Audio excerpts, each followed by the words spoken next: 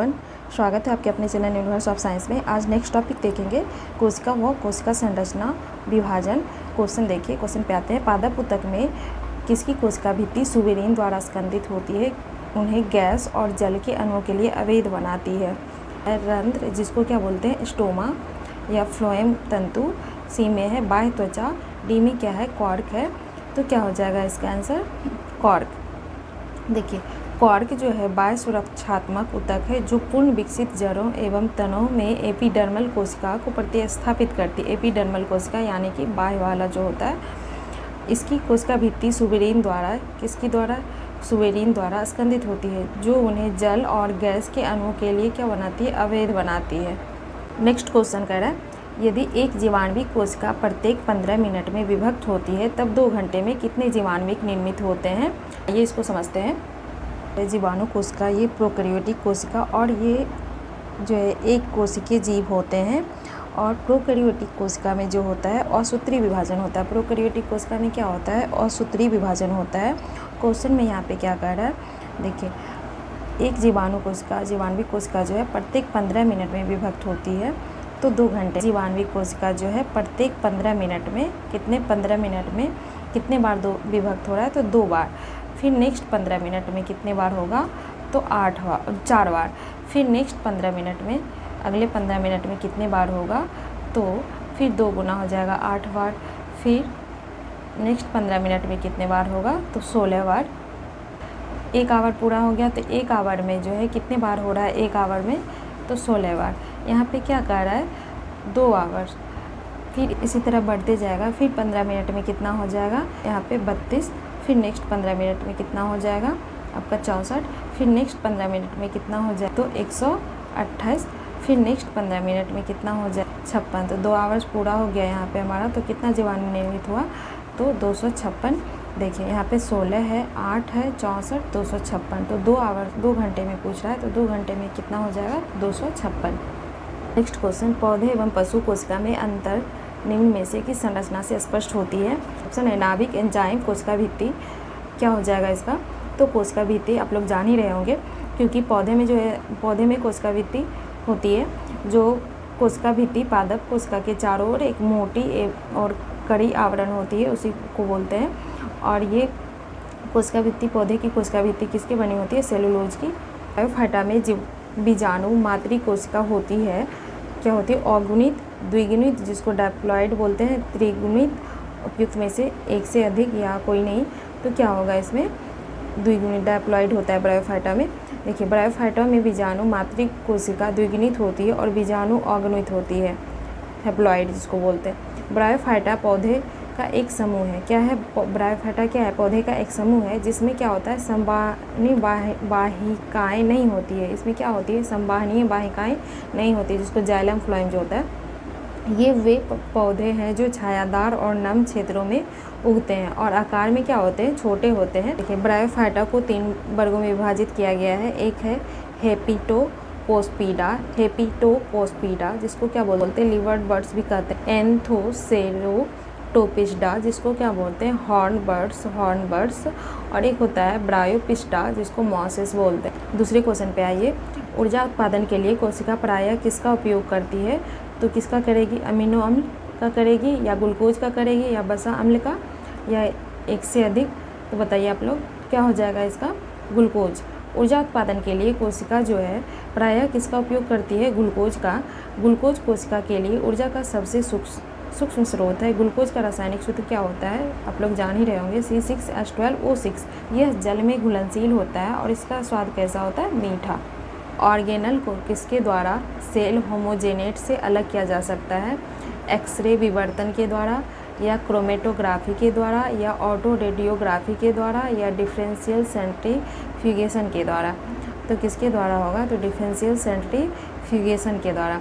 क्या है, differential centrifugation जो है सूक्ष्म जैविक तथा साइटोलॉजी में एक क्या है, समान प्रक्रिया है, जिसका उपयोग किसमें करते हैं, कोशिकाओं के विशिष्ट भागों के आगे के विश्लेषण के लिए पूरे सेल के कुछ ऑर्गेनेल को अलग करने के लिए किया जाता है। नेक्स्ट क्वेश्चन पे आइए। प्रोटोप्लास्ट क्या है, प्रोटोप्लास्ट जीव द्रव का ही इंग्लिश होता है प्रोटोप्लास्ट। होता है पादप कोशिका की कोशिका भित्ति के अंदर पाए जाने वाला रवेदार जालीनुमा वो अर्धतल पदार्थ होता है, जीव द्रव कहलाता है, जिसको क्या बोलते हैं, प्रोटोप्लास्ट इंग्लिश में रहेगा। पादप कोशिका और कोशिका भित्ति। नेक्स्ट क्वेश्चन है लाइसोसोम होते हैं। लाइसोसोम क्या होते हैं? पाचक केंद्र या श्वसन केंद्र या उत्सर्जन केंद्र या ऊर्जा केंद्र। लोग बता दिए होंगे इसका आंसर क्या होता है, पाचन केंद्र। ये क्या लाइसोसोम पाचन केंद्र होता है। यह कोशिका में प्रवेश करने वाले बाह्य पदार्थ तथा कणों का पाचन करता है। यह कोशिका के अंतर पदार्थ तथा अंगों के टूटे फूटे भागों को पचित कर कोशिका को साफ करता है। लाइसोसोम को क्या बोलते हैं? आत्महत्या की थैली भी कहते हैं। इसकी खोज किसने की थी? Christian de Duve. निम्नलिखित में से डैश आम के पौधे यानी कि ये पादप हो गया और बंदर दोनों की कोशिका में पाया जाता है। क्लोरोप्लास्ट, सेंट्रियोल, कोशिका भित्ति, कोशिका झिल्ली। देखिए क्लोरोप्लास्ट जो होता है पादप में पाया जाता है और कोशिका भित्ति भी जो होता है सिर्फ पादप में। इसमें क्या कर रहा है? दोनों में, बंदर सेंट्रियोल भी नहीं, क्या हो जाएगा? कोशिका झिल्ली। कोशिका झिल्ली आम के पौधे और बंदर दोनों की कोशिका में पाया जाता है। प्रत्येक कोशिका के सबसे बाहर चारों ओर एक बहुत पतली, मुलायम और लचीली झिल्ली होती है, जिसको क्या बोलते हैं? कोशिका झिल्ली। यह झिल्ली जो है लिपिड और प्रोटीन की बनी होती है। ये भी इम्पॉर्टेंट है, आपको पूछे कोशिका झिल्ली किसकी बनी होती है, तो लिपिड और प्रोटीन की बनी होती है। नेक्स्ट क्वेश्चन, बैक्टीरिया, माइटोकॉन्ड्रिया और क्लोरोप्लास्ट, राइबोसोम डैश के होते हैं। बैक्टीरिया, माइटोकॉन्ड्रिया और क्लोरोप्लास्ट में 70 प्रकार के राइबोसोम पाए जाते हैं। कितने प्रकार के? तो 70 प्रकार के। इनकी खोज किसने किया? तो जॉर्ज ई पॉलेट नामक वैज्ञानिक। राइबोसोम प्रोटीन संश्लेषण की क्रिया में अमीनो एसिड से प्रोटीन का निर्माण करते हैं। ये भी इम्पॉर्टेंट है। राइबोसोम जो है प्रोटीन संश्लेषण की क्रिया में अमीनो एसिड से प्रोटीन का निर्माण करते हैं। फिर नेक्स्ट क्वेश्चन है, लसिका का गैर कोशिकीय हिस्सा पानी के लगभग कितने % से बना होता है? तो ये हो जाता है आपका 94%। लसिका में क्या पाया जाता है? श्वेत रक्त कणिका। मानव शरीर के किस अंग में उपकला कोशिका पाई जाती है? बाल, नाक, फेफड़ा या अग्नाशय। उपकला कोशिका इसको क्या बोलते हैं इंग्लिश में? Epithelium tissue. इसमें से हो जाएगा एक से अधिक, बाल भी होगा, नाक भी आपका, फेफड़ा भी, अग्नाशय भी। देखिए प्राणी के शरीर के बाहरी सतह और शरीर के अंदर स्थित विभिन्न अंगों के बाहरी तथा भीतरी सतह का निर्माण करने वाले ऊतक को क्या बोलते हैं? उपकला ऊतक कहते हैं या उपकला कोशिका कहते हैं। वास्तव में उपकला कोशिका शरीर की एक विशिष्ट कोशिका होती है जो अंग का आच्छादन करके उनकी रक्षा करती है। यह अंग क्या क्या हो सकता है? बाल है, नाक है, फेफड़ा, यकृत जिसको जिगर बोलते हैं, ये सब में पाया जाता है। निम्नलिखित में से किसकी कोशिका में कोई एंजाइम नहीं होता है? किसकी कोशिका में कोई एंजाइम नहीं होता? ऑप्शन है आपका लाइकेन, दूसरा है विषाणु, तीसरा ऑप्शन जीवाणु, चौथा ऑप्शन है शैवाल। तो किसमें नहीं होता है कोई एंजाइम? विषाणु में। देखिए विषाणु की कोशिका में कोई एंजाइम नहीं होता है। विषाणु की कोशिका में क्या होता है? कोई भी एंजाइम नहीं होता है, क्योंकि विषाणु की कोशिका संरचना में कोशिका भित्ति नहीं होती है। क्यों नहीं होता है? तो विषाणु की कोशिका संरचना में कोशिका भित्ति नहीं होती है। एंजाइम जो है उपापचयी क्रियाओं को प्रभावित करते हैं, इसलिए इन्हें उत्प्रेरक या जैव उत्प्रेरक कहा जाता है। शरीर की प्रत्येक कोशिका को ऑक्सीजन निम्न में से किसके माध्यम से पहुंचाई जाती है?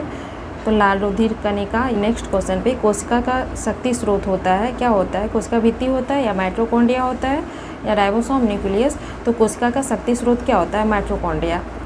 देखिए इसका डिस्क्रिप्शन, जीवाणु एवं नील हरित शैवाल को छोड़कर शेष सभी सजीव पादप एवं जंतु कोशिका की कोशिका द्रव में अनियमित रूप से बिखरे हुए द्वीप एकक पर्दायुक्त कोशिका ऑर्गेनल को सूत्रकणिका या माइटोकॉन्ड्रिया कहते हैं। सूत्रकणिका या माइटोकॉन्ड्रिया कहते हैं किसको? जीवाणु और नीलहरित शैवाल को छोड़कर शेष समय में होता है। श्वसन की क्रिया प्रत्येक जीवित कोशिका के कोशिका द्रव साइटोप्लाज्म एवं माइटोकॉन्ड्रिया में संपन्न होती है। श्वसन से संबंधित प्रारंभिक क्रिया साइटोप्लाज्म में होती है।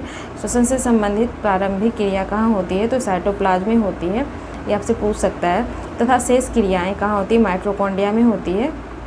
चूँकि क्रिया के अंतिम चरण में जो है अधिकांश ऊर्जा उत्पन्न होती है। क्रिया के अंतिम चरण में क्या होता है? अधिकांश ऊर्जा उत्पन्न होता है जो ATP के रूप में संचित रहती है। माइटोकॉन्ड्रिया को कोशिका का श्वसनांग अथवा ऊर्जा घर भी कहते हैं। निम्नलिखित में से इंटरफेरॉन का संबंध किससे है? तो वायरस से है। इंटरफेरॉन का संबंध किससे है? तो वायरस से है।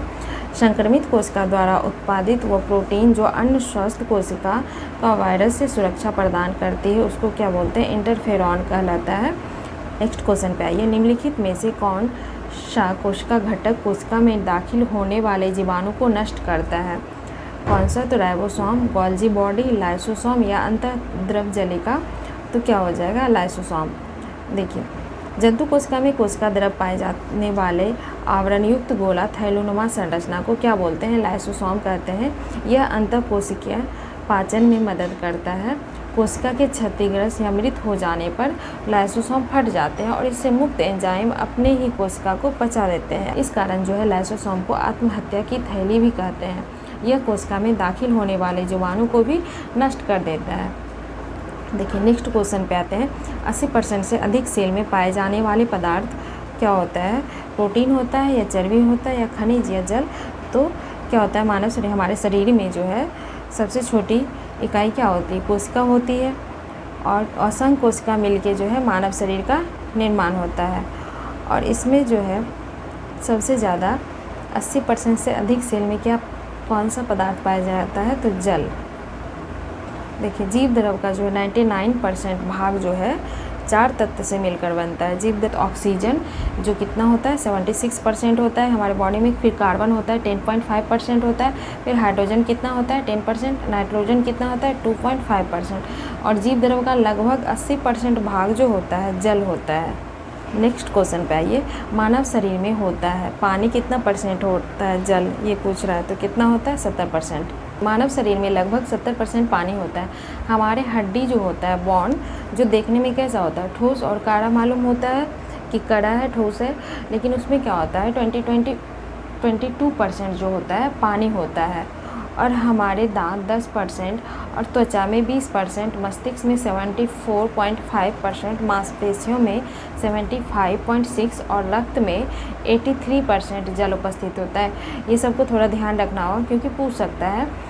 सबसे ज़्यादा किस में होता है? तो ब्लड में, रक्त में, उसके बाद मांसपेशी में। यानी त्वचा का रंग निम्न में से किसके द्वारा निर्धारित होता है? तो किसके द्वारा होता है? मेलेनोसाइट के द्वारा, क्योंकि उसमें मेलिन नामक हार्मोन होता है। देखिए, त्वचा का रंग मेलेनोसाइट, जिसको मेलिन कहते हैं, नामक त्वचा से निर्धारित होती है। त्वचा में लाखों के तादाद पर मेलेनोसाइट कणिका रहती है जो मेलिन पिगमेंट का निर्माण करती है। किसका? मेलिन पिगमेंट का। त्वचा को क्या करता है? रंग प्रदान करता है। और मेलिन शरीर को सूर्य की तेज़ किरणें से बचाती है। किससे बचाती है? सूर्य की तेज़ किरणें से बचाती है। कुछ मानव जातियों में ये अधिक होता है, जैसे निग्रो